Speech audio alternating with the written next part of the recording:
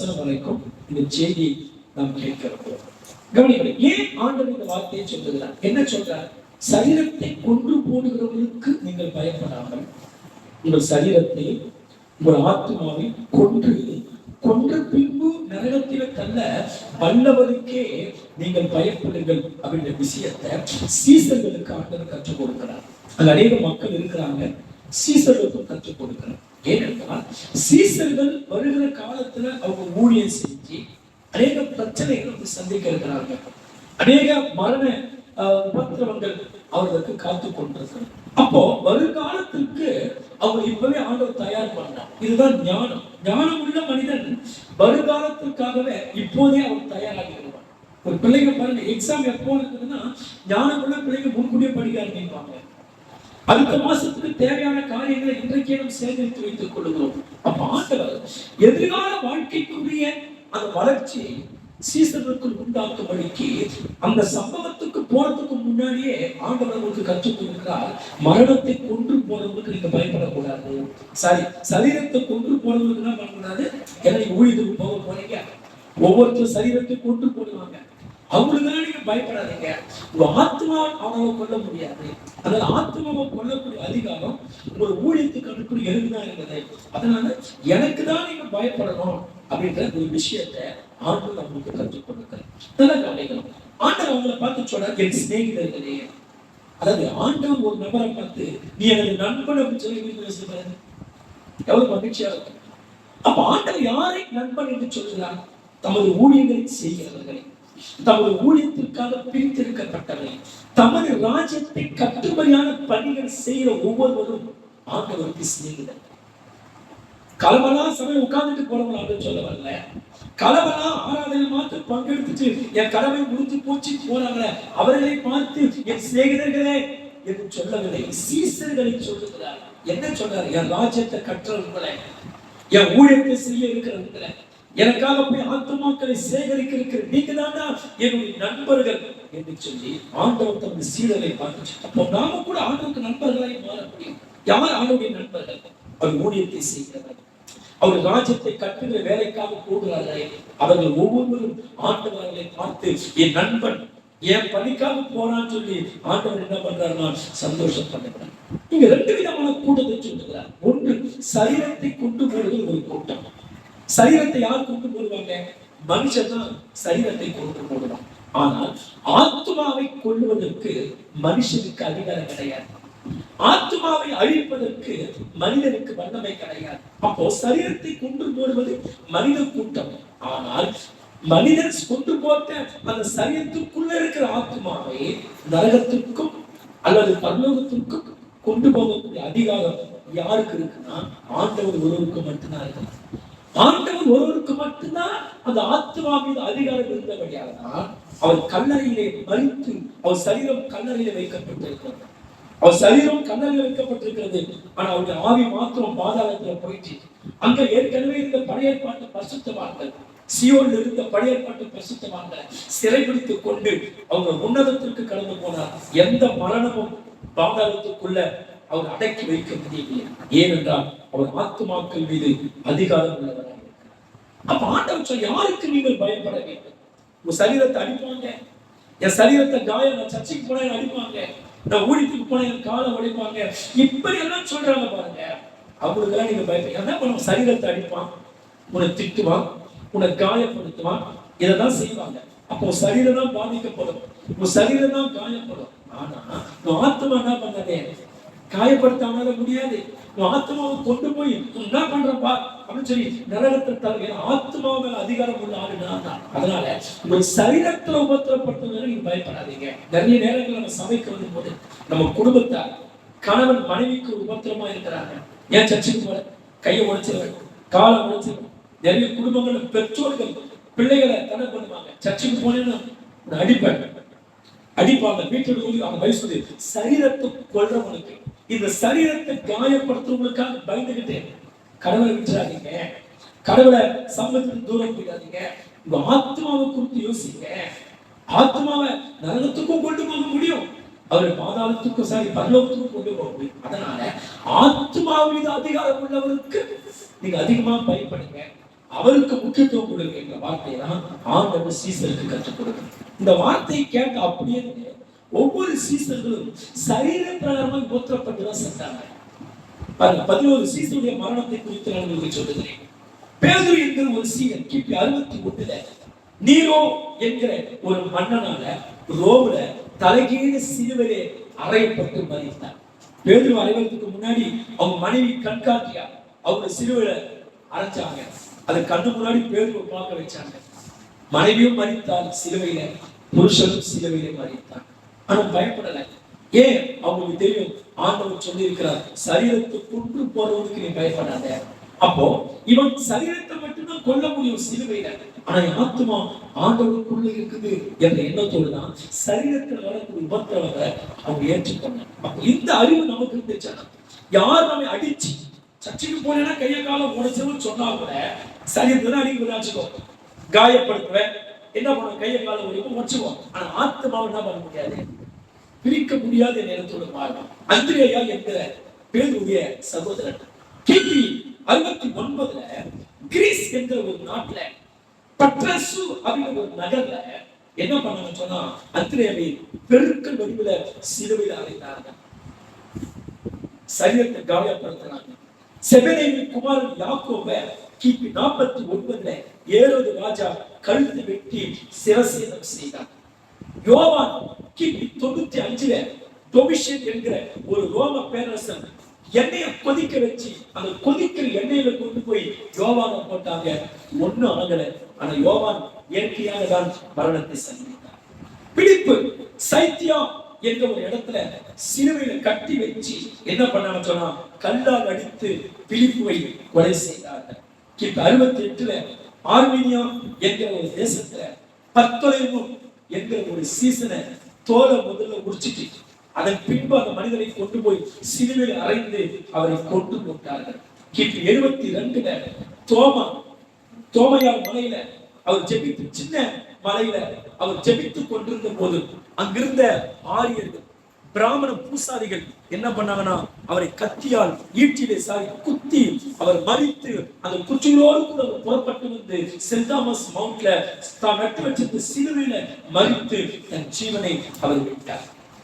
கிபி 90 மத்தேயு என்கிற சீசன் ஈட்டியால் அல்லது போர்வாளால் வெட்டி மத்தேயுவை கொலை செய்தார்கள். அல்பேயின் குமாரனாகிய யாக்கோபு அவர் என்ன பண்ணாருன்னு சொன்னா, அவரை ஒரு கோபுரத்திலிருந்து தள்ளி அவரை சாகடிச்சாங்கன்னு சொல்றாங்க. சிலர் சொல்றாங்க இல்ல, அவரை கல்லெறிந்து அதன் பின்பு கடினமான தடியினால் அடிச்சு அதன் பின்பு வாளால் அவரை அறுத்து கொன்றார்கள் என்று சொல்லுகிறார்கள். கிபி 66 ததேயு என்கிற லெபேயுவை சீசனை கோடாரியால என்ன பண்ணாங்க சொன்னா வெற்றி கொண்டு போட்டார்கள். கானானாகிய சீமோன் என்ற ஒரு சீடனை சுவாமி என்ற இடத்துல ரம்பத்தால் அறுத்து கொலை செய்தார்கள். இவங்க சரீரங்களை மன்னர்களால் உபத்திரப்படுத்த முடிந்தது. இவங்க சரீரங்களை ஈட்டியால் குத்த முடிந்தது. இவங்க சரீரங்களை சிலுவையிலே தலைகீழாக அடிச்சு தோல் உரித்து வேதனைப்படுத்த முடிந்தது. ஆனால் அவங்க ஆத்மாவை ஒண்ணும் பண்ண முடியாது. அப்போ இந்த உலகம் சரீரத்தை வேதனைப்படுத்தும். இதை நிறைய பரிசுத்தவான்கள் தெரிந்தபடியால் உயிரை துச்சமா எண்ணி ஊழியத்துக்கு போறாங்க. பவுல் சொல்றார், கிறிஸ்துவினுடைய அச்சு அடையாளங்களை எங்கள் சரீரத்திலே நாங்கள் சுமந்து திரிகிறோம். சாவு அந்த கிறிஸ்து எனக்கு ஜீவன், சாவு எனக்கு ஆதாயம். ஏன் அப்படி சொல்றாரு? அவருக்கு தெரியும் உலகத்துல போனா சாவு வரும். உலகத்துல போனா இயேசுவை குறித்துதான காரியங்களுக்காக பிரச்சனை செய்வாங்க, அடிப்பாங்க. ஆனாலும் சரீரத்தை காயப்படுத்துவார்கள், சரீரத்தை கொல்லுவார்கள், சரீரத்தை உபத்திரப்படுத்துவார்கள். ஆனா ஆத்மா ஆணுடைய ராஜ்யத்துக்குள்ள இருக்கும். அதனால எனக்கு ஆத்மா தான் முக்கியம். சரீரத்தை என்ன வேணுமானாலும் பண்ணு, எனக்கான ஒரு நாள் சரீரம் அழியத்தான் போகுது. இந்த சரீரம் மண்ணோடு மண்ணால் போகிறது. அதனால இந்த சரீரத்தை எதை வேணுமானாலும் செய்து கொள்ளுங்கள் சொல்லி சரீரங்களை ஒப்பு கொடுத்தார்கள். அப்ப ஆண்டவர் சொல்றார், யாருக்கு நாம் பயப்பட? சரீரத்தை கொண்டு போறாங்க, அவங்களுக்கு பயந்து ஊழியம் செய்யாம விட்டுடலாமா? சரீரத்தை கொண்டு போறாங்க, அவங்களுக்கு பயந்து சர்ச்சை வராம விட்டுடலாமா? சரீரத்தை கொண்டு போறாங்க, சரீரத்தை அடிச்சு காயப்படுத்துறாங்க, அவங்களுக்கு பயந்து ஜீவனுள்ள தேவனை விட்டுடலாமா? விடக்கூடாது. என்ற ஒரு எண்ணத்துக்காகத்தான் ஆண்டவர் இந்த காரியத்தை நமக்கு சொல்லுவார். அப்போ நம்ம யாருக்கு முக்கியத்துவம் கொடுக்கணும், யாருக்கு முக்கியத்துவத்தை இரண்டாவதா வைக்கணும்னா ஆண்டவர் இந்த காரியத்தை கற்றுக் கொடுக்கிறார். கவனிங்க, மனுஷனுடைய அதிகாரம் இந்த பூமியில மட்டும்தான் உண்டு. உதாரணம் சொல்றேன், ஒரு நாட்டினுடைய பிரதமர் என்று சொன்னால் அவருக்கு அதிகாரம் எங்கதான் இருக்குது? அந்த நாட்டுக்குள்ளதான் இருக்குது. உதாரணத்துக்கு ஒரு ஊர் தலைவருக்கு எந்த ஊர் தான் அதிகாரம் இருக்குது? உதாரணத்துக்கு கவர்னர் படத்தை ஒரு ஊர் தலைவர் வச்சுக்கலாம், அவர் எந்த ஊர்ல தான் அதிகாரம் செலுத்த முடியும்? அவர் போயிட்டு விக்கோனர்ல போய் அதிகாரம் செலுத்த முடியுமா? ஆந்திராவில் போய் அதிகாரம் செலுத்த முடியுமா? அவர் அதிகாரம் அவர் இருக்கிற இடத்துல மட்டும்தான் அதிகாரம், மனைவி பிள்ளைகளை மட்டும்தான் அதிகாரம். ஆனால் ஆண்டவருக்கு அப்படி அல்ல. ஆண்டவர் எல்லாவற்றுக்கும் மேலும் அதிகாரம் இருக்கிறார். ஆண்டவர் அதிகாரம் உள்ளவராக இருக்கிறதுனால எல்லாருக்கும் ஆண்டவர் அதிகாரத்தை கொடுக்கிறார்.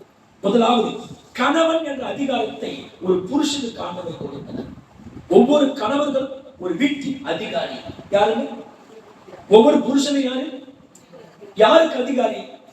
மனைவிக்கு அதிகாரி. அவன் பெற்ற பிள்ளைகளுக்கு அவன் தான் அதிகாரி. கம்பெனில சம்பளம் கொடுக்கிற எஜமான் தான் நமக்கு அதிகாரி. சரிங்களா? அதே போல வீட்டுக்குள்ள ஒரு அதிகாரி இருக்கிறாங்க. யாரா?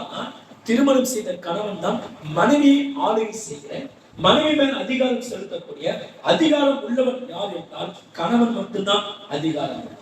ஆனால் கடவுள் அதிகாரங்கள் கணவனால் ஏற்படுத்தப்பட்டது. கணவன் என்ற அதிகாரம், ஊழியக்காரன் என்ற அதிகாரம், எஜமான் என்கிற அதிகாரம், ஆசிரியர் என்கிற அதிகாரம், எல்லா அதிகாரங்களும் வேதம் சொல்லு மேலான எல்லா அதிகாரமும் கணவனால் உண்டாக்கப்பட்டது.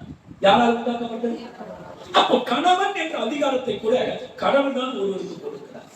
கவனிக்கணும், பைபிள் அதிகாரத்தை சரியா பயன்படுத்தின ஆட்களும் இருக்கிறார்கள். ஆனா அதே அதிகாரத்தை தப்பா பயன்படுத்தின ஆள் இருக்கிறார். அது மாதிரி யாராச்சும் ஒரு ஆள் சொல்லுங்க பாருங்க, பைபிள் அதிகாரத்தை தப்பா பயன்படுத்துறவங்க யாராச்சும் ஒரு ஆள் சொல்லுங்க.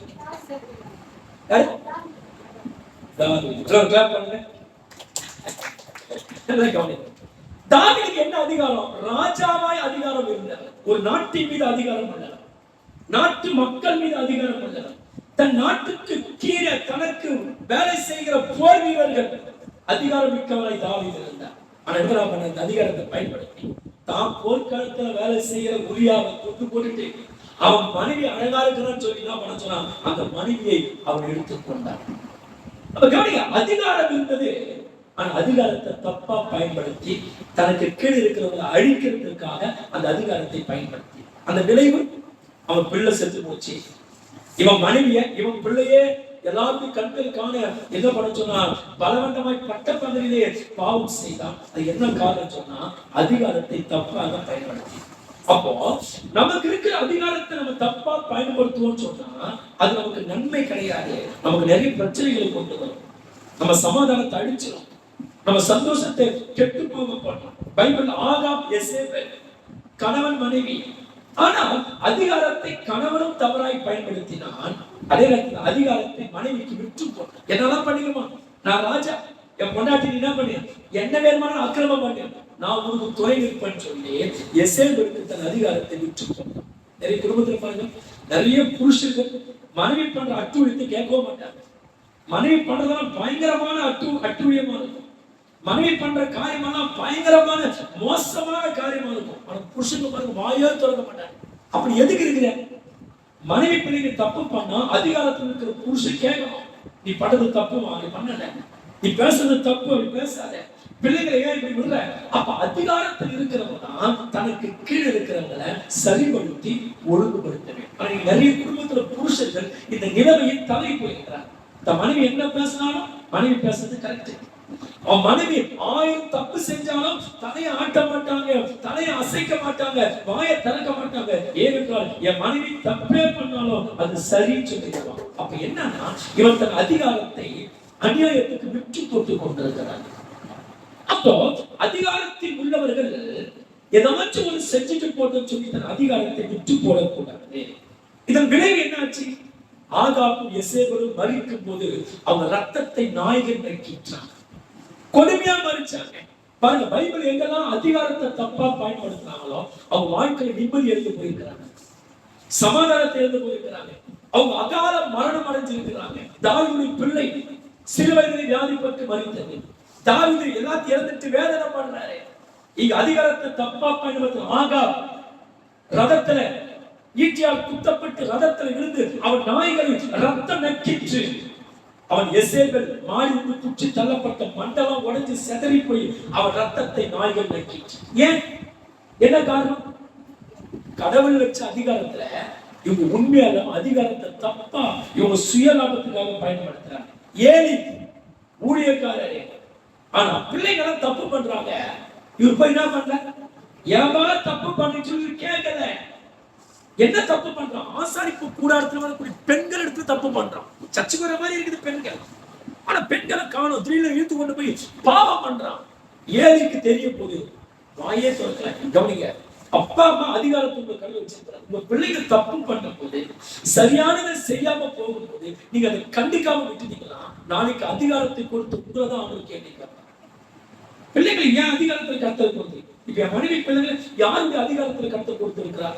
ஏன் அதிகாரத்துக்கு கீழே கொடுத்திருக்கிறார்? உங்களை யாருடைய அதிகாரத்துக்கு கீழே கொடுத்திருக்காரு? ஒரு ஊழியக்காரனா என்னுடைய அதிகாரத்துக்கு கீழே உங்களை நடத்துவதற்காக, உங்களை வளர்ப்பதற்காக ஆண்டவர் என் அதிகாரத்துக்கு கீழே உங்களை வச்சிருக்கிறார். அப்ப நான் உங்களுக்கு அநியாயம் பண்ணக்கூடாது. அப்படி அநியாயம் பண்ணா கர்த்தர் எனக்கு ஆக்கினை உண்டாக்குவார்.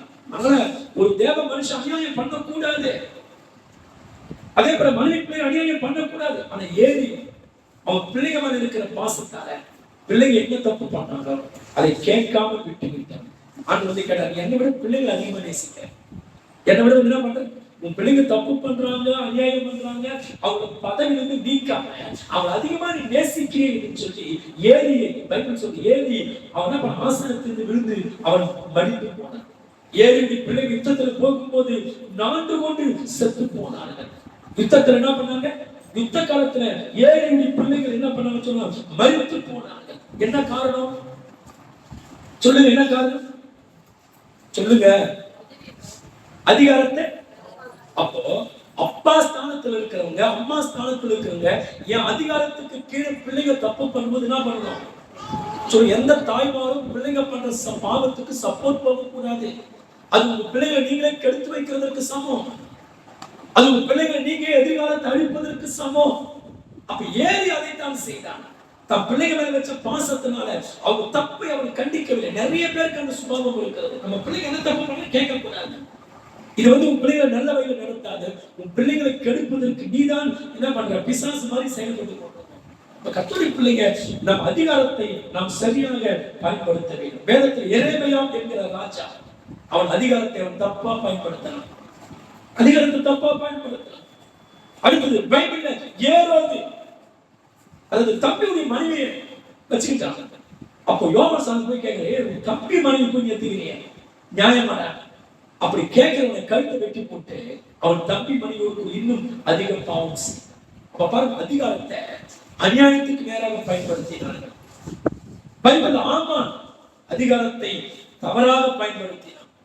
அப்போ யாரெல்லாம் அதிகாரத்தை தப்பா பயன்படுத்தினாங்களோ அவங்க எல்லாம் அகால மரணம் அடைந்தார்கள், நிம்மதி இழந்தார்கள், ராஜ்யத்தை இழந்தார்கள், பல பிரச்சனைகளை சந்தித்தார்கள். அப்போ நம்மள ஆண்டவர் ஒரு அதிகாரத்தில் வச்சிருப்பாருன்னா நம்ம அதிகாரத்தை நம்ம தப்பா என்ன பண்ணக்கூடாது?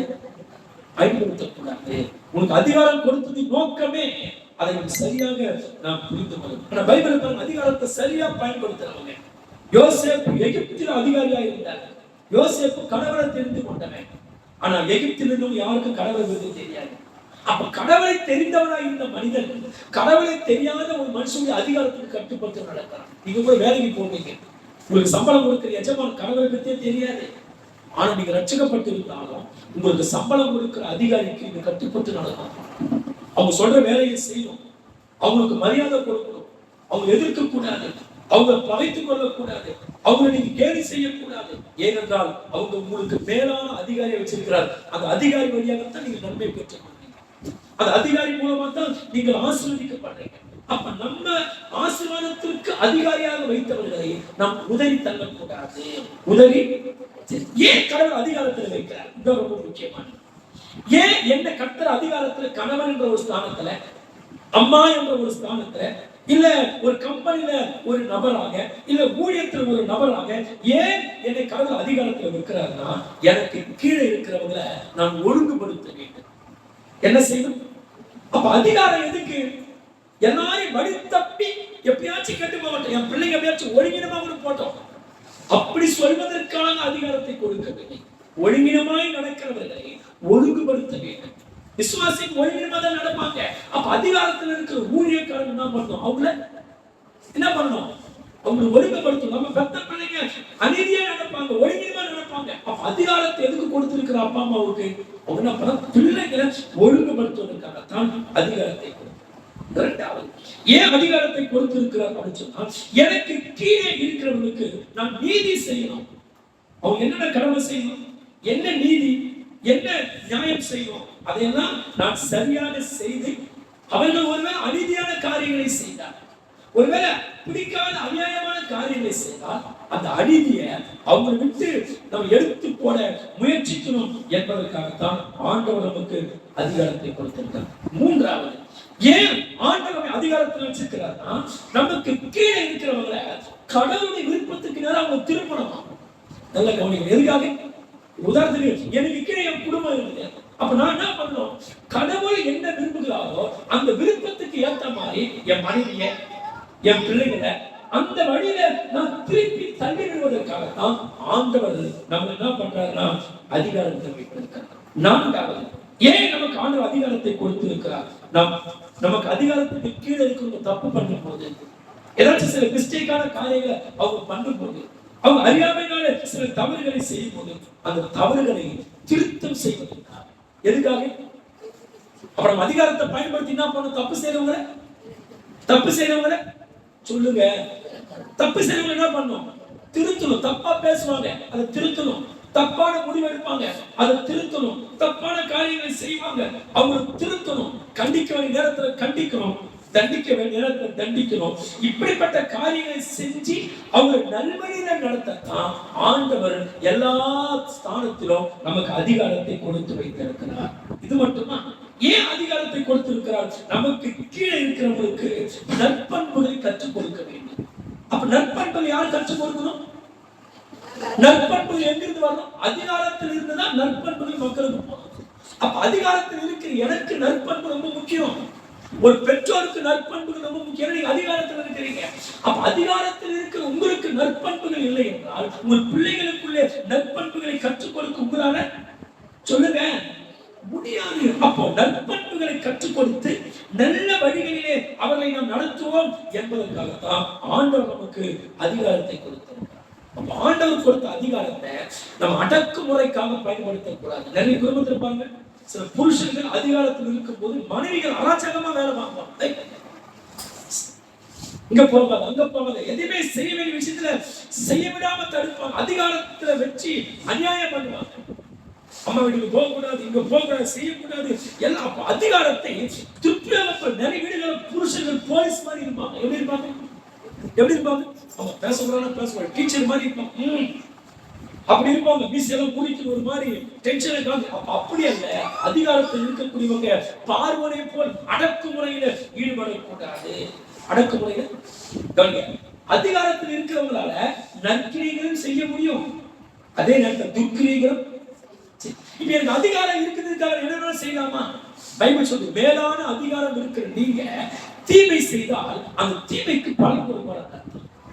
அப்ப அதிகாரம் இருக்கிறனா என் அதிகாரத்தை பயன்படுத்தி தப்பு செய்ய சொன்னா அதிகாரத்தை கொடுத்த மேலான அதிகாரம் உள்ளவர் என் தப்பு தான் பண்ணுவார். ஒரு நாள் நியாய தீர்ப்புல வைத்து என்னை நியாய தீர்ப்பு செய்வார். ஆனா அதே நேரத்தில் என் அதிகாரத்தை வச்சு எனக்கு கீழே இருக்கிற மக்களுக்கு நான் நன்மை செய்வேன் என்று சொன்னார். எனக்கு கீழே இருக்கிறவங்களுக்கு நான் நீதி நியாயம் செய்வேன் என்று சொன்னால் இந்த அதிகாரத்தில் இருக்கிற உத்தமத்தை பார்த்துட்டு ஆண்டவர் என்ன பண்ணுறாங்க? மென்மேலும் ஒண்ணு மாத்திரம் சொல்லி முடிச்சுட்டு கடந்து போறேன். பைபிள் சொல்லுது மனுஷனுடைய அதிகாரம் பூமியில மட்டும்தான். எது வரைக்கும் தான் மனுஷனுடைய அதிகாரம்? அவனுக்குள்ள அந்த நாசில சுவாசம் இருக்கிற வரைக்கும் தான் அதிகாரத்தை செலுத்த முடியும். ஒரு 5 ஆண்டுகள் ஆட்சியில் இருந்தாதான் அதிகாரத்தை செலுத்த முடியும். ஆட்சியில் இல்லைன்னா அதிகாரத்தை பிடிக்கத்தான் அவரவர்கள் போராடி கொண்டிருக்கிறார்கள். அப்போ நல்லா கவனிக்கணும். அப்ப மனுஷனுடைய அதிகாரம் என் எல்லைக்கு உட்பட்ட மக்கள் மேல மட்டும்தான் எனக்கு அதிகாரம். சரியா? இந்த பூமியில இருக்கிற வரைக்கும் தான் அதிகாரம். ஆனால் கடவுளுடைய அதிகாரம் இப்படி அல்ல. வானத்திலும் வானத்தில் உள்ளவைகளிலும் பூமியிலும் பூமிக்கு கீழே உள்ளவைகளிலும் பரலோகத்திலும் பாதாளத்திலும் எல்லாவற்றின் மீதும் அவர் அதிகாரம் உள்ளவராக இருக்கிறார். அப்போ இவ்வளவு அதிகாரம் உள்ள ஒரு ஆளை நம்ம என்ன பண்ணணும்? மதிக்கணும். உங்க வீடுகள்ல உங்களுக்கு மேல ஒரு அதிகாரி இருந்தா அந்த அதிகாரத்தை நீங்க மதிக்கணும். உங்களுக்கு புருஷன் தான் ஒரு அதிகாரி. அப்ப மனைவி புருஷன் என்ன பண்ணணும்? மதிக்கணும், மிதிக்க கூடாது. புருஷனை மதித்து நடக்க வேண்டும். புருஷனை கனம் பண்ண வேண்டும். புருஷன் சொல்ற சத்தியமான வார்த்தை, சத்தியத்தின்படி கீழ்ப்படுங்க. புருஷன் சொல்லலாம் தெய்வ வாக்கு நினைக்க கூடாது. சத்தியத்தின்படி சொல்ற வார்த்தைக்கு கீழ்ப்படியணும். பைபிள் சொல்றது எதுக்கு கீழ்ப்படணும்? அப்போ வேளாண் அதிகாரத்தில் ஒருத்தர் இருப்பாங்கன்னா அந்த அதிகாரிகளுக்கு மதிப்பு கொடுக்கணும். அந்த அதிகாரிகளுக்கு கீழ்ப்படியணும். அந்த அதிகாரத்தில் இருக்கிறவங்களுக்கு கட்டுப்படணும். அந்த அதிகாரத்தை நீ மதிச்சாதான் அதிகாரத்தை கொடுத்த மேலானவருக்கு நீங்க கட்டுப்படுறீங்கன்னு அர்த்தம். அதனால ஒவ்வொரு மனைவிமார்களும் உங்கள் புருஷன் உங்களுக்கு மேல் அதிகாரத்தில் இருக்கிறதுனால அவங்க நீங்க ஆக்கிரமிப்பு செய்து நினைக்க கூடாது. அவங்க சொல்ற நல்ல விஷயங்களுக்கு கட்டுப்படுங்க. அவங்களை மதிங்க. அவங்க எப்படிப்பட்ட மோசமான சரி அவங்க கொடுக்க வேண்டிய மரியாதை கொடுங்க. நிறைய பேர் நிறைய மனைவி புருஷனை வாடா போடுவாங்க. ஏன் சர்ச்சை வராலே கூட புருஷனை அடிப்பாங்க, முடி பூச்சி இடிப்பாங்க. இது எல்லாமே அநியாயம் பண்ணுவாங்க. ஏன்? அதிகாரத்தை மதிக்கவில்லை. அப்போ ஒரு புருஷன் எப்படி இருந்தாலும் சரி அவன் அதிகாரம் உள்ளவனாக இருக்கிறதுனால அந்த அதிகாரத்தை மனைவியானவர் மதித்து என்ன பண்ண சொன்னா நாம் நடக்க வேண்டும். அப்போ ஆண்டவர் சொல்கிறார், வானத்திலும் பூமியிலும் எனக்கு அதிகாரம் கொடுக்கப்பட்டிருக்கிறது. அப்ப மனுஷனுடைய அதிகாரம் எது வரைக்கும் சொல்லுங்க? பூமியில மட்டும்தான் மனுஷன். அது எது வரைக்கும்? உயிர் இருக்கிற வரைக்கும். அதுவும் உன் எல்லைக்கு உட்பட்ட இடத்துல பண்ணவங்க அதிகாரம். ஆனா ஆண்டவருக்கு அப்படி அல்ல. சதா காலமும் அவர் அதிகாரம். உலகம் உண்டான நாள் முதல் கொண்டு உலகத்தின் முடிவரைக்கும் எல்லாவற்றின் மீதும் அவர் அதிகாரம். பைபிள் சொல்லுது அவர் வானத்தின் மேல் அதிகாரம். வானத்துக்கு மேல அவருக்கு அதிகாரம் இருக்கிறதுதான் நோவாவுடைய காலத்துல வானத்தின் மதக திறந்தாராம். இப்ப நம்ம வீட்டு டோர் யார் திறக்கணும்? உங்க வீட்டுல பூட்டப்பட்ட கதவு நீங்க திறப்பீங்களா? நான் திறக்கணும். அதை திறக்கிற அதிகாரம் யாருக்கு இருக்குது? உங்களுக்கு பைபிள் சொல்லுது ஆண்டவர் வானத்தின் கதவுகளை, அடைச்சு வைக்கப்பட்ட கதவுகளை ஆண்டவர் திறந்தார். அவர் திறந்தனால ஜலமெல்லாம் பூமியில கொட்டி மிகப்பெரிய பேரழிவை உண்டாக்கி ஆண்டவருக்கு அதிகாரம் இருந்தபடியால் தான் சோதோம் கொமோரா பட்டணத்தின் மீது வானத்திலிருந்து கந்தகத்தையும் அக்கினியையும் ஆண்டவர் வர்ஷிக்கப்பட்டார். வானத்திலிருந்து மழை தான் வரும், ஆனா நெருப்பு கொத்துமா? சோதோம் கொமோராவுடைய நாட்கள்ல வானத்திலிருந்து அக்கினியும் கந்தகமும் ஆண்டவர் ஸ்தோத்திரிக்கிறோம் சோதோம் கொமோரா மீது பொழிய வைத்தார். அந்த மக்கள் எல்லாம் அக்கினியிலே எரிந்து ஸ்தோத்திரிக்கிறோம் அழிந்து போனார்கள். அது மட்டுமா? பைபிள் சொல்லி இஸ்ரவேல் மக்கள் வனாந்தரத்திலே 40 ஆண்டுகள் அவங்க அலைந்து திரிந்த போது வானத்திலிருந்து ஆண்டவர் மன்னாவை, அப்பத்தை மக்களுக்கு பொழிந்தார். எதை கொடுத்தாலும் யோசித்து பாருங்க. வானத்திலிருந்து அப்படியே அப்பம் போட்டா எப்படி இருக்கும்? இந்த வானத்துல அப்படியே ஒரு கறி பீஸ் தான் போட்டு அது மாதிரி 40 வருஷமா காலையில வானத்தை பார்த்து ஏதோ கொடிக்கிட்டே இருக்கும். ஏன்? வானத்தின் மீது அதிகாரம் உள்ளவர். வானத்திலிருந்து எது கொட்டாரோ அதை ஆண்டவர் கொட்ட வைச்சார். அது மட்டும் இல்ல, பைபிள் சொல்ற சங்கீதம் 19:4 வானங்களிலே சூரியனுக்கு கூடாரம் கட்டி வச்சிருக்கிறார். அப்ப சூரியனுக்கு முன்னாடி வீடு நம்மளால ஒரு வீடு கட்ட முடியல, ரொம்ப கஷ்டப்படுறோம். எப்படாவது வீடு கட்ட போறோம், தலைவலியா கட்ட முடியல, எவ்வளவு பிளான் பண்ற கட்ட முடியல. ஆனா ஆண்டவர் வானங்களிலே சூரியனுக்கு கூட, சூரியன் எவ்வளவு பெருசு யோசித்து பாருங்க. அப்ப அவ்வளவு பெரிய சூரியனுக்கு கூட ஆண்டவர் ஒரு வீட்டை கட்டி வச்சிருக்கிறார். அதுதான் காலையில வருது, வெளிச்சத்தை கொடுக்குது, சாயங்காலமா அந்த வேலையை முடிச்சு அந்த வேலை கூட கையில அதுக்கு ஒரு வேலை கத்து கொடுத்துருக்காரு. காலையில ஆரம்பிக்கணும், 6 மணிக்கு வெளியே வா, வேலையை முடி, 6 மணிக்கு உள்ள போயிடு, என்ன உள்ள போய் கத்த. அப்போ அதுதான் அது பணியில கரெக்டா இருக்கு. அப்போ உள்ள போன பின்பு ஆண்டவர் கூடாரம் கட்டி வச்சிருக்காரு. அந்த கூடாரத்துக்குள்ள போகுது, அப்படியே ஸ்கிரீன் இறக்கப்படுது, சூரியன் உள்ள போய் செட் ஆயிடுது. பைபிள் சொல்லுது சூரியனுக்கு கூட ஆண்டவர் கூடாரத்தை அவர் ஸ்தாபித்து வைத்தார். ஏன்? அவர் அது மீது அதிகாரம் இருக்கிறது. பைபிள் சொல்லுது வானத்து நட்சத்திரங்கள் பேர் சொல்லி கூப்பிடுறாரா? நீங்க கூட நம்ம நாய் கூட வராது, அது கூட கூட. ஆனா வானத்திற்கு நட்சத்திரங்களை ஆண்டவர் பேர் சொல்லி கூப்பிடுகிறாராம். அவர் கூப்பிட்டால் நட்சத்திரங்கள் ஆங்காங்கே புறப்பட்டு தன் பணிகளை செய்கிறார். இது மட்டுமல்ல, பைபிள் சொல்லி கடைசி நாட்கள்ல வானங்களை ஒரு புத்தகத்தை போல சுருட்டுவார். என்ன பண்ணுவாரா? கவனிங்க, இது புத்தகம். இந்த புத்தகத்தை பாருங்க, சுருட்டு. நிறைய பேர் படிக்கிற பசங்க பாருங்க, நல்ல படிக்கிற பையன் நோட்டு வச்சு போக மாட்டான். நிறைய பசங்க பார்த்தீங்கன்னா இப்படி வரல வச்சு விடுவானுங்க. நல்ல படிக்கிற பசங்க இதை செய்யவே மாட்டாங்க. ஏன் நான் செஞ்சுட்டு ஒரு காலத்துல சொல்றேன். என்ன கவனிங்க, நல்ல படிக்கிற பிள்ளைங்க பைபிள அந்த புத்தகத்தை சுற்றி எடுத்துட்டு போறது பைபிளை நல்லா நேசிக்கிறீங்க, பைபிளை சுற்றியெல்லாம் வைக்க மாட்டாங்க. ஆனா ஆண்டவர் சொல்றாரு, கடைசி நாட்களிலே வானத்தை ஒரு புஸ்தகத்தை போல சுருட்டுவார். இப்ப நீங்க கொஞ்ச நேரத்துல பாருங்க, சர்ச்சை முடிஞ்ச பாய் என்ன பண்ணுவீங்க? சுற்றியது. சில நல்லா பத்தும் தூங்குவோம், காலையில பெட்ஷீட் என்ன பண்ணுவோம்? சில சோம்பேறிங்க பெட்ஷீட் கூட இருக்காதுங்க. சில சோம்பேறிங்க வீட்டுல இருக்கும், தான் பட்ட பாயும் மணிக்காது, தான் 10 பெட்ஷீட் மணி உங்களுக்கு ஓடி போவோம். ஆனா பைபிள் சொல்ற ஆண்டவர் வானத்தை புஸ்தகத்தை போல சுருட்டுவாரா. ஏன் தெரியுமா? வானத்தின் மேலே அவருக்கு அதிகாரம் இருக்கிறது. பைபிள் சொல்ற கடைசி நாட்கள் சூரியன் ஒளி கொடு, இதுவரைக்கும் ஒளி கொடுத்து வாழக்கூடிய சூரியனே ஒளி கொடுக்காதே, சந்திரனே ஒளி கொடுக்காதே என்று சொல்லி சூரியனும் சந்திரனும் ஒளி கொடுக்காமல் ஆண்டவர் தடை செய்வார். அது மட்டுமல்ல, ஆண்டவர் மரித்து போன போது வானங்களை கிழிச்சிட்டு பரலோகம் போனாங்க. ஏன்? எந்த வானமண்டலத்துல பொல்லாத ஆவிகளும் ஆண்டவர் என்ன பண்ண தடுத்து நிறுத்த. ஏனென்றால் அவர் வானங்கள் மேல் அதிகாரம் உள்ளவர். வானங்கள் மேல் அதிகாரம் உள்ளவராய் இருந்தபடியால் தான் சூரியன் மீதும் சந்திரன் மீதும் நட்சத்திரங்கள் மீதும் மேகங்கள் மீதும் எல்லாவற்றின் மீதும் அதிகாரம் செலுத்தி மழையை கொடுக்கிறார், வெயிலை கொடுக்கிறார், வெப்பத்தை கொடுக்கிறார், மனுஷனுக்கு தேவையான வெளிச்சத்தை கொடுக்கிறார். ஏனென்றால் வானங்கள் மேல அவர் அதிகாரம். ஆனா நம்ம மனுஷனா பண்றான், எல்லாத்தையும் அனுபவிச்சுட்டு இந்த வானத்தையே மனுஷன் தெய்வமாக்கிறான். இந்த சூரியனே மனுஷன் என்ன பண்ணிடுறான்? இந்த சூரியனுக்கு வீடு கட்டி கொடுத்து அவரை விட்டுட்டு சூரியனே மனுஷன் தெய்வமாக்கிறான், இந்த சந்திரனே மனுஷன் தெய்வமாக்கிறான். ஆனா பைபிள் சொல்லுது, அவைகள் எல்லாம் என் கரத்தின் கிணிகள் என்று வேதம் சொல்லுகிறது.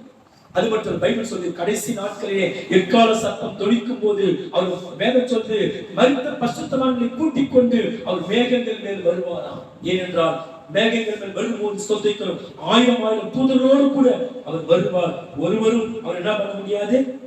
சொல்லுங்க. இந்த விஷயத்தை சீடர்கள் அறிந்தபடியால் தான் பவுல் சொல்றார் பாருங்க, கிறிஸ்துவின் மரணத்தை எங்கள் சரீரத்திலே நாங்கள் சுமந்து கொண்டோம். ஏன்னா அவனுக்கு தெரியுது மனுஷன் என்ன பண்ணுவான், உடம்ப மட்டும்தான் அடிப்பான், சூடு வைப்பான், கை காலை உடைப்பான், காலில் கட்டுப்பட வைப்பான், மனுஷன் சரீரத்தை தான் கொல்லுவான், கொண்டுட்டு போ. ஆனா ஆத்மா உன்னால கொல்ல. விசுவாச பிள்ளைகளுக்கு ஒரு எண்ணம் இருக்கணும், சரீரத்தை உங்க வீட்டுல உபத்திரப்படுத்துறவங்களுக்கு பயப்படக்கூடாது. நீங்க சர்ச்சுக்கு போனா சூடு வச்சிருவேன், சர்ச்சுக்கு போனா பணம் யாராவது சொல்றாங்கன்னா அவங்களுக்கு நீங்க பயப்படக்கூடாது. ஏன்னா சரீரத்தை மட்டும்தான் அவங்களால கொல்ல முடியும். ஆனா ஆத்மாவை கொண்டு போய் நரகத்துல தள்ள சரீரம் எவ்வளவு காலம் வேணும்? கொஞ்ச காலம் வந்து சரீரம் கெட்டு போதும். யோசித்து பாருங்க, இப்ப இருக்கிற இதே உடம்பு போது இன்னும் ஒரு 10 வருஷத்துக்கு நான் இருப்போமா? யோசித்து பாருங்க, ஒரு 10 வருஷத்துக்கு இதே முகம், இதே அழகு, இதே நிறம், இதே கலர் இருக்குமா? எத்தனை பேருக்கு இருக்கும்? இன்னும் 10 வருஷத்துக்கு தான் பார்த்தா நிறைய பேருக்கு பூனை விழுந்து இங்க இருக்கிறது, கண்ணு தெரியாம போயிடும், தோலெல்லாம் சுருங்கி அப்படியே கீழே தொங்க ஆரம்பிக்கும், கோரிக்கை தொங்குற மாதிரி தொங்க ஆரம்பிச்சிடும். எப்போ? 10 வருஷத்துக்கு அப்புறம். அப்போ சரீரம் இந்த உலகத்துல நிலையானதா இல்ல, இது வந்து ஒரு கூடாரம். அதான் பூமிக்குரிய கூடாரம். இந்த பூமிக்குரிய கூடாரத்துல நம்ம ஆத்மா ஒரு பரதேசி மாதிரி வாழ்ந்துட்டு இருக்கு. பரதேசி என்ன பண்ணுவான்? ஒரு இடத்துல இருப்பான், அந்த இடத்த விட்டு கூடாரத்தை காலி பண்ணி வேற இடத்துக்கு போவான். அதே மாதிரிதான் இந்த சரீரமாகிய கூடாரத்துக்குள்ள என் ஆத்மா ஒரு பரதேசி போல கொஞ்ச காலம் வாழ்ந்துகிட்டு. எவ்வளவு காலம்? அப்ப சரீரம் நமக்கு நிலையானது அல்ல. இந்த சரீரம் மண்ணுக்கு போகக்கூடியது, இந்த சரீரம் கெட்டு போகக்கூடியது, இந்த சரீரம் அழிந்து போகக்கூடியது. அதனால உங்க சரீரம் ரொம்ப காலம் வாழ போறதில்லை. அதனால யாராச்சும் உங்க சரீரத்தை உபத்திரப்படுத்தி ஊழியம் செய்யாத, கையை கால முடிச்சிருவேன், சர்ச்சைக்கு போகாத, இப்படி எல்லாம் பண்ண சொல்லுங்க. என் சரீரத்தை மட்டும் தான் உங்களால கொண்டு போக முடியும். பார்வதி சொல்லுங்க, என் சரீரத்தை மட்டும் தான் கொல்ல முடியும், ஆனா ஆத்மாவா பண்ண முடியாது. டச் கூட பண்ண முடியாது. என்ன பண்ண முடியாது? ஆமா, டச் பண்ண முடியாது. பாதுகாப்பா இருக்குது.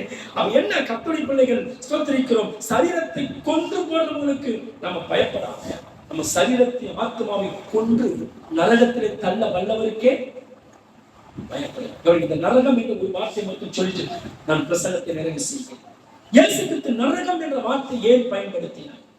ரொம்ப முக்கியமான விஷயம், நல்ல செய்தி, நல்ல சத்தியம், நல்ல கூர்ந்து கவனிங்க.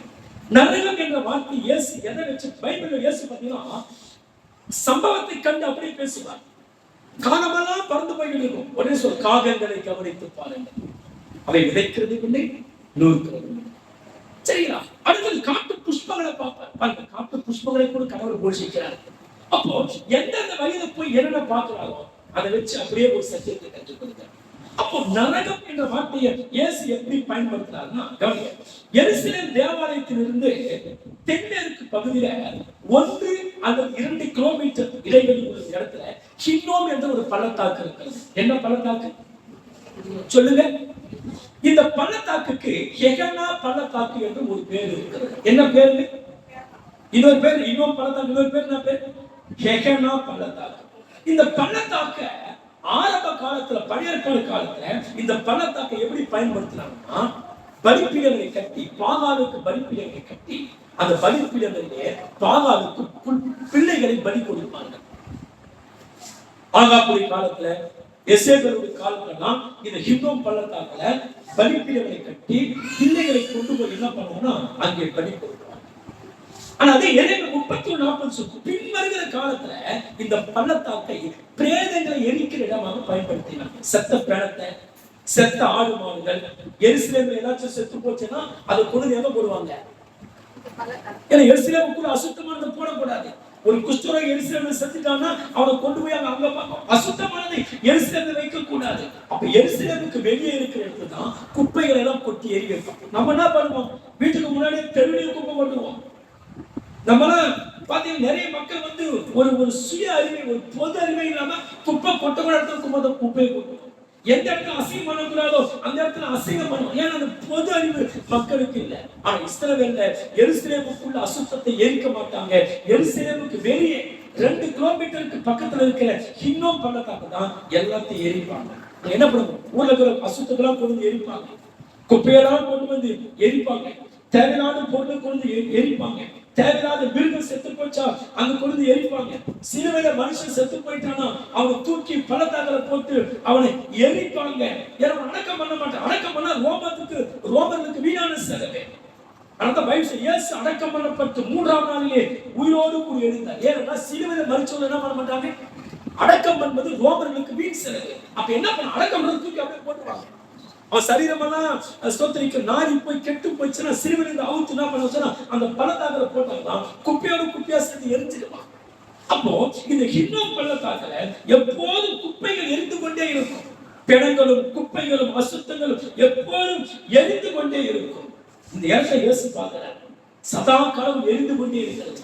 ஓய்வு இரவெல்லாம் எரிகிறது, பகலெல்லாம் எரிகிறது. தேசத்திற்கு குப்பையெல்லாம் வந்து இந்த இடத்துல கொத்துது, சதா காலம் அணையாமலே எரிந்து கொண்டிருக்கிறது. இதை பார்த்த இயேசு சொன்னாரு, சரீரத்தை கொன்று போறவங்களுக்கு பயப்படாது, ஆத்மாவும் சரீரத்தை கொன்று எரிந்து பாருங்க. இது போல நரகம் ஒண்ணு இருக்குது, அந்த நரகத்தை போடக்கூடியவருக்கே நீங்கள் பயப்படுங்க என்று சொல்லி ஆண்டவர் சொன்னார். அப்போ ஹின்னோம் பள்ளத்தாக்கு என்பது குப்பைகளை எரிக்கிற இடம். ஹின்னோம் பள்ளத்தாக்கு என்பது அருவருப்பானவைகளை எரிக்கிற இடம். ஹின்னோம் பள்ளத்தாக்கு என்பது தேவையான அசுத்தங்களை, பிணங்களை எரிக்கிற இடம்.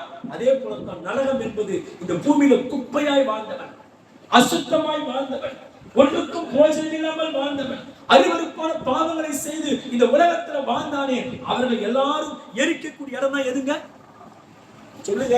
அதான் பைபிள் சொல்லுது, அசுத்தமான யாதொன்றும் பரலோகத்தை பிரவேசிக்காது, தீட்டான யார் ஒன்றும் என்ன பண்ணதுன்னா பரலோகத்துக்குள்ளே பிரவேசிக்காது. அதெல்லாம் போக வேண்டிய இடம் எது? நெருப்புக்கு. அப்போ இந்த உலகத்துல அசுத்தமான வாழ்க்கை வாழ்வோமானால் நம்ம நித்தியத்திற்கு போவோம். எது அசுத்தமான வாழ்க்கை? தன் சரீர பரமா தப்பு பண்ணிட்டே இருப்பாங்க. நிறைய பேர் திருமணமாகி புருஷன் பொண்டாட்டி பிள்ளைகளோடு வாழ்ந்தால் சரீர பரமா தப்பு பண்ணிட்டே இருப்பாங்க. இது அசுத்தமான வாழ்க்கை. அசுத்தம் என்பது பரிசுத்தம் இல்லாமல் வாழ்வது அசுத்தம். பைபிள் சொல்லுது, அசுத்தமான யாதொன்றும் சொர்க்கத்துக்கு போகாது. அது எங்க போகும்? அருவருப்பான எரிக்கக்கூடிய இடத்துக்கு தான் கொண்டு போகணும் அசுத்தத்தை. அப்ப தேவப்பே நாம் அப்பேற்பட்ட அசுத்தமான இடத்திற்கு நாம் போய்விடாதபடிக்கு அந்த உன்னதமான ஸ்தானத்திற்கு போக வேண்டுமானால் இந்த பூமியில ஆத்துமாக்கள் மேல் அதிகாரம் உள்ள ஆண்டவருக்கு நாம் பயந்து நடக்க வேண்டும். எல்லாவற்றுக்கும் மேலான அதிகாரம் உள்ளவரை பூமியில மதிங்க. அவருக்கு பயப்படுறதுனா கையை கடிக்கிற நடுங்கிறாங்க. அவர் வார்த்தைக்கு கட்டுப்படுறது. ஆண்டவருக்கு பயப்படுற பயமா என்ன? அவர் வார்த்தைக்கு மதிப்பு கொடுக்கும். என் பிள்ளைகளுக்கு நான் சொல்ற வார்த்தை கேட்கல, என் பிள்ளைகளுக்கு பயப்படணும் அர்த்தம். அதே மாதிரிதான் ஆண்டவர் எழுதப்பட்ட வார்த்தைகளுக்கு நாம் முக்கியத்துவம் கொடுக்கலன்னா, அந்த வார்த்தையை நம்ம மதிக்கலன்னா அவரை நாம் மதிக்கவில்லை என்றார். ஆனால் சொன்னான், பிதாவானால் என் கனம் இல்லை, நான் எஜமானால் எனக்கு பயப்படும் பயம். ஆனால் பைபிள் சொல்லி சரீரத்தை கொன்று போனவருக்கு நீங்க பயப்படாம உங்கள் சரீரத்தை கொன்ற பின்பு உங்கள் ஆத்மாவை நரகத்தை தள்ள வந்தவருக்கே சரீரம் முக்கியமா ஆத்மா முக்கியமா? சரீரம் எவ்வளவு காலம் வாழும், ஆத்மா எவ்வளவு காலம் வாழும்? சரீரம் எவ்வளவு காலம் வாழும் உத்தரவாதமே கிடையாது. பட்ட எழுத முடியாது, போனா திரும்பி வர முடியாது. இந்த சரீர காலமெல்லாம் இப்படியே இருக்காது. நிறம் மாறும், கலர் மாறும், வயசு மாறும், தோற்றம் மாறும், சூழ்நிலை மாறும், பல்லு கொட்டும், எல்லாம் கொட்டும், எல்லாம் போயிடும். ஆனா ஆத்மா சதா காலமா அப்படியே இருக்கும். அதனால ஆத்மாவுக்கு அழிவே, ஆத்மா நரகத்துல போனாலும் அழியாது, அது எரிந்து கொண்டே இருக்கும். அது ஆத்மாவுக்கு அழிவே கிடையாது. வைக்கோல் போட்டா எரிஞ்சு சாம்பல் ஆயிடும், ஓலையை போட்டா நெருப்புல எரிஞ்சு சாம்பல் ஆயிடும். ஆனா ஆத்மாவை நரகத்துல போட்டா அது எரிஞ்சு சாம்பல் ஆனது, காலமெல்லாம் எரிஞ்சுட்டே இருக்கும். ஆனா தேவ பிள்ளைகளே, எதுக்கு நம்ம பயப்படணும் சொல்லுங்க? ஆத்மா மேல அதிகாரம் உள்ளவர் யாரு? இயேசு ஒருவருக்கு தான் நம்முடைய ஆத்மா மீது. தூங்காதீங்க, இயேசு ஒருவருக்கு தான் நம்ம ஆத்மா மீது என்ன இருக்குது. அதனால இந்த ஆத்மா மேல அதிகாரம் உள்ளவருக்கு தான் நம்ம வாழ்க்கையில முக்கியத்துவம். இவருக்கு தான் முதலிடம், இவருக்கு தான் எல்லாருக்கும் பயப்படணும். பயத்தவிட இவருக்கு தான் அதிகமா பயப்படணும். ஏனென்றால் ஆத்மா என்பது அழிவில்லாதது. ஆனால் சரீரத்தை கொன்று போறவங்களுக்கு நீங்க பயப்படாது, ஆத்மாவை கொன்று போறவங்களுக்கே நாம் பயப்பட வேண்டும் என்று ஆண்டவர் கற்றுக் கொடுத்தார். இதை கற்றுக்கொண்ட சீடர்கள் ரத்த சாட்சியாய் சாவி துணிந்து ஏற்றுக்கொண்டார்கள். என்ன காரணம்? சரீரத்தை தான் நீ கொல்ல முடியும், ஆத்மாவை கொல்ல யாராச்சும் அடிச்சாங்களாம், இயேசுக்காக துன்பப்பட சொல்லி சரீரத்தை என்ன பண்ண முடியும்? அடிக்க முடியாது. ஆத்மாவை கொல்ல முடியாது, தைரியமா சொல்லி எல்லாம் கண்டு